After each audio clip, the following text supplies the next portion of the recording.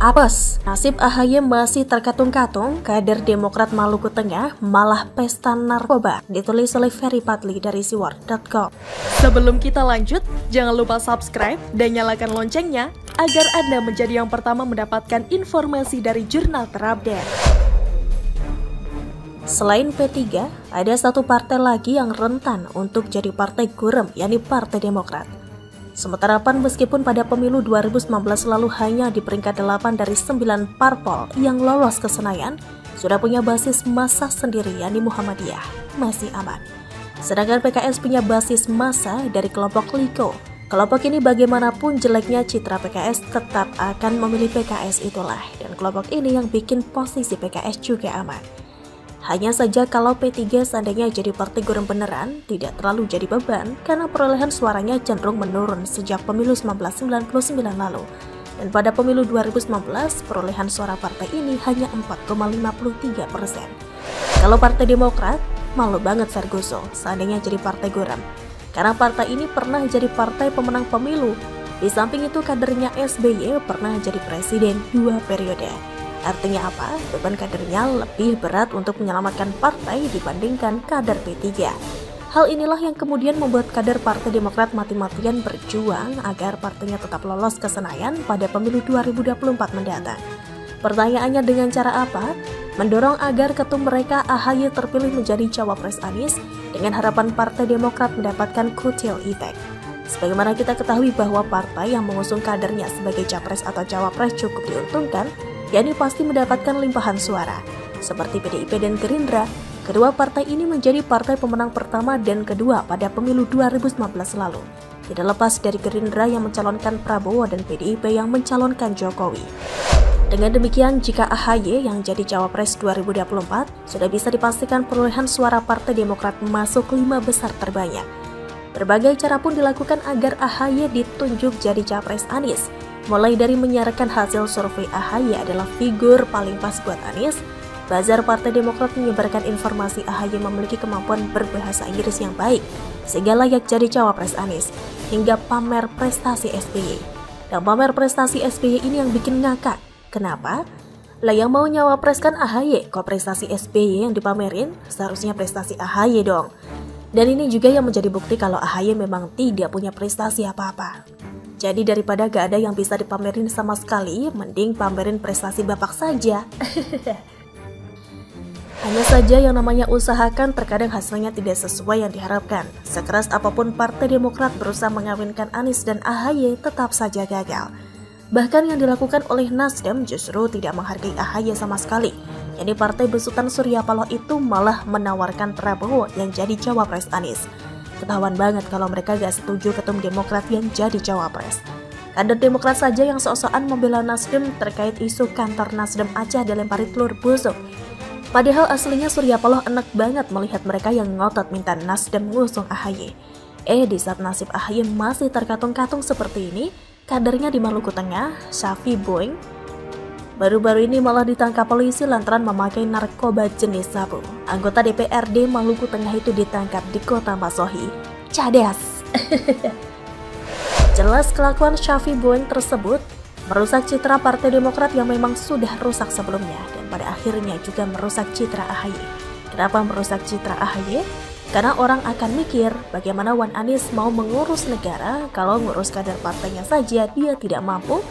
Serta orang juga akan semakin enggan memilih Partai Demokrat mengingat banyak kadernya yang gak ada akhlak. Sudah kadernya yang korupsi rame padahal slogannya katakan tidak pada korupsi, ada pula yang pakai narkoba. Jangan-jangan Syafi Boeing ini terinspirasi oleh Andi Arief? Sebagaimana kita ketahui bahwa pada 2019 lalu, Kepala Bapilu Partai Demokrat itu ditangkap polisi di sebuah hotel di kawasan Selipi, Jakarta Barat. Andi ditangkap bukan karena mengkritik kebijakan pemerintah seperti Budiman Sujatmiko di masa Orba silam, tapi dia diciduk lantaran memakai narkoba jenis sabu. Beresnya lagi, Wan Andi kala itu ditangkap bersama seorang perempuan yang bukan istrinya.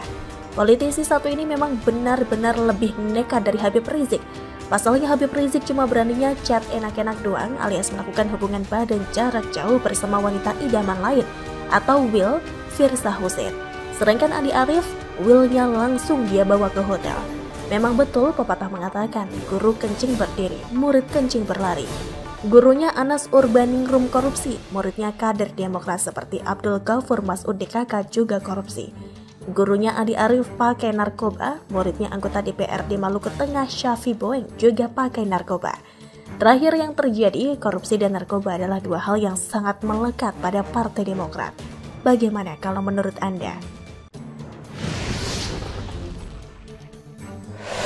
Ketika AHY kerap menyerang Jokowi, Kaisang malah melakukan ini pada SBY, ditulis oleh RKE Bener dari siwar.com.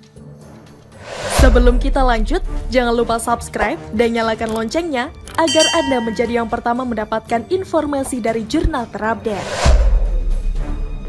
Waduh, membuncah rasanya kalau melihat bagaimana Jokowi berpolitik. Menghadapi pesta politik di tahun 2024, kerap kali kita melihat Agus Harimurti Yudhoyono atau AHY menyerang Jokowi dengan berbagai macam pernyataan.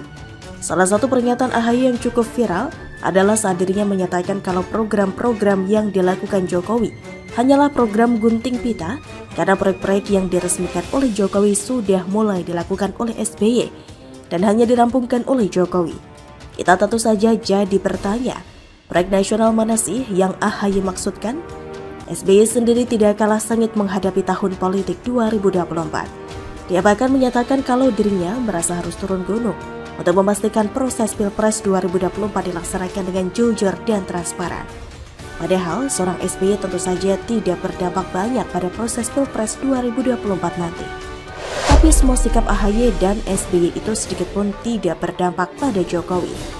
Jokowi yang memang dikenal sebagai sosok pemimpin yang rendah hati, tidak menampakkan sikap apapun atas serangan lawan politiknya.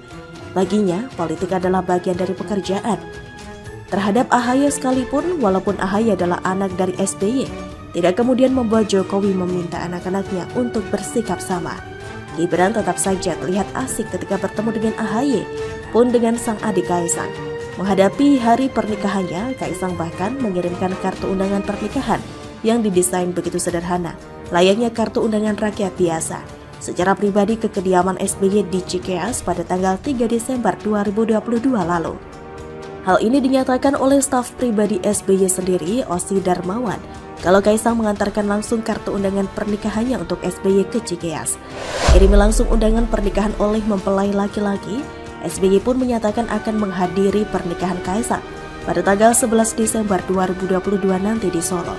Ketika Kaisang dan Erina sendiri akan dilaksanakan hari ini, tanggal 10 Desember 2022 di Royal Ambarukmo, Yogyakarta.